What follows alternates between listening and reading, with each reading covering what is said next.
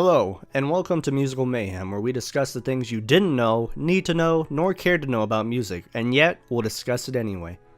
Did you know Paul McCartney blew his mind out in a car and died years ago, or at least according to some conspiracy theorists, that is? One depiction of the story goes that the real McCartney died in a car crash 49 years ago on November 9th, 1966, and to save the public some grief, they replaced him with not only a look-alike, but a sound-alike. The replacement for Paul McCartney was supposedly a man named William Campbell, who had won a look-alike contest earlier. Because there was never an official report that said McCartney had died, the theorists had to look elsewhere. As a result, some clues are supposedly found in the art and music of the Beatles. Here are some to list a few. One prominent example of artwork being used as evidence is in their last album, Abbey Road. Due to the odd nature of the album cover for Abbey Road, the fans of the theory came up with explanations on their own to describe why things are the way they are. One of the popular explanations states that the album cover represents a funeral with Lennon in white representing holiness, Ringo in black representing the mourner, and George as the gravedigger. The main clue that ties it all together is that the only one who is barefoot is Paul, which supposedly signifies that he's the corpse of the funeral. In addition to being the only one barefoot, some fans have also noted that he is out of step with the other members. The other members are stepping forward with their left leg and Paul is stepping with his right. They claim that this is the band's way of singling out Paul due to their guilt. There are some other variations of this theory with the band members all representing different aspects of a funeral. Some have also noticed that Paul is holding his cigarette in his right hand, despite him actually being left-handed. The original Paul McCartney was left-handed, and according to the theories, Paul's replacement William Campbell was right-handed. For this reason, it was seen as the smoking gun to some. The front cover, however, was not the only piece of art to get some conspiracy theorists love. On the back of the album Abbey Road, a sign that reads "The Beatles" can be found with a crack running through it. This was thought to symbolize that Paul was dead and that the Beatles weren't complete or whole anymore. In the end, this image might actually have been intentional symbolism for the fractures that grew within the band and ultimately would cause the band to separate 1 year later.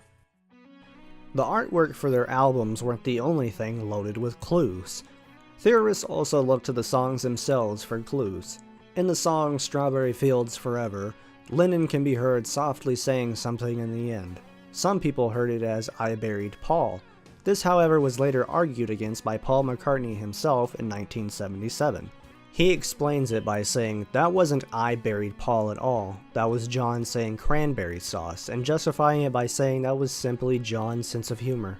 But given that the fake Paul McCartney would never admit the truth, this quote was dismissed by some theorists as simply a cover-up.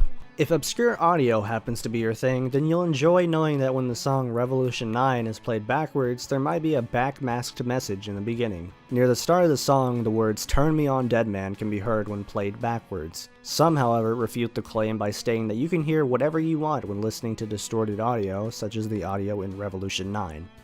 Number 9, number 9, number 9, number 9, number 9, number 9, number 9, number 9, and the underment, and the underment, and the underment, and the underment, and the underment, and the underment, and the underment, and the underment. Oddly enough, the Beatles were actually known for backmasking parts of their songs. One instance of backmasking appears on the song "Rain" from the Revolver album.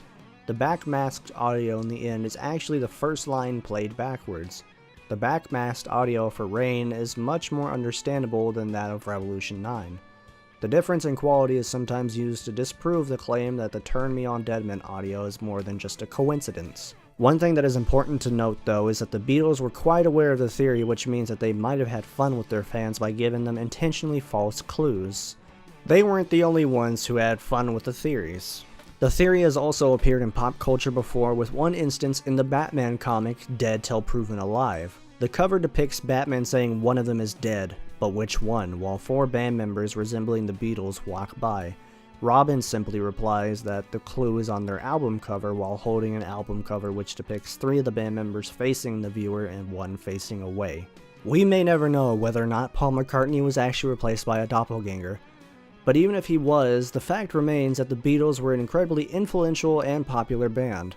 The only thing to take away from it all is that overanalyzing things can lead to some very interesting results. With all that time spent looking for clues, one can't help but wonder if he might have been able to answer one of the more important questions in life. What exactly is I am a walrus even about? I for one put my money on it meaning absolutely nothing. Thank you for watching, and I hope you enjoyed this episode. If you wish to see more of our content in the future, then remember to subscribe to show your support. If you wish to see another artist or band covered in an episode, then please leave a comment in the comment section below. And until then, see you next time.